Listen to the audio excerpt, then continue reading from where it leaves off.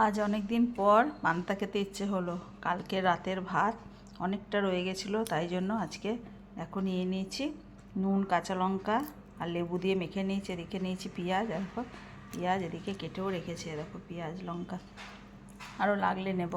তো এটাই আজকে আমার ব্রেকফাস্ট। আর এই যে আলু ভাজা, মচমচে করে লাল লাল করে আলু ভেজে নিয়েছি।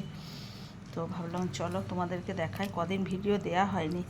তো এই যে ভাতগুলো একটু গন্ধ গন্ধ হয়ে গেছিলো, ওই জন্য কালকে রাতে আবার আলাদা করে ভাত বসিয়েছি। কেন মেয়েরা কেউ খাবে না, কেউই খাবে না, আমার বড় সেভাবে খেতে চায় না, একটু গন্ধ মানে স্বাভাবিক ব্যাপার, খাওয়া যায় না। তো আমিই তো ফেলতে পারি না বলো, আমার খুব মায়া লাগে ভাত ফেলতে।